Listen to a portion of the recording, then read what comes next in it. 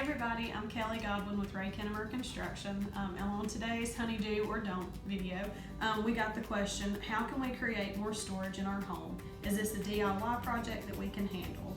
And that's a great question. There are definitely certain things that you can do to increase storage in your home that you can do yourself. One thing would be if you wanted to maybe create adjustable shelves in your cabinets.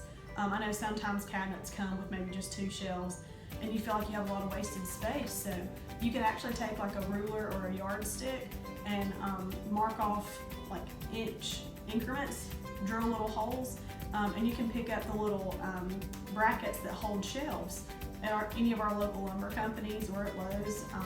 So you could create your own custom storage like that. You could also implement using like spice racks, or I've even seen people use like command hooks to increase their storage on their doors to hold pots and pan lids. I did that at my house and it's worked out great. So little things like that, you can really optimize your storage. Other things, if you really need like massive storage added onto your home, that's probably something you want to call a professional for, especially if you're adding major structure to your home. But that's something we'd be happy to talk to you about and kind of go through those steps with you.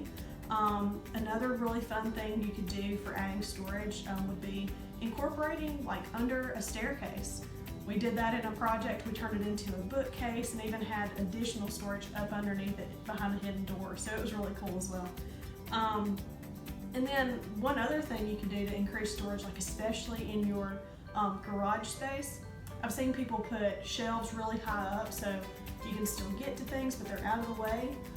You can even put some of those higher shelves up above your garage door, so they're not always in the way, but they're still accessible when you do need them. So those are a couple ideas for adding storage that you can do yourself.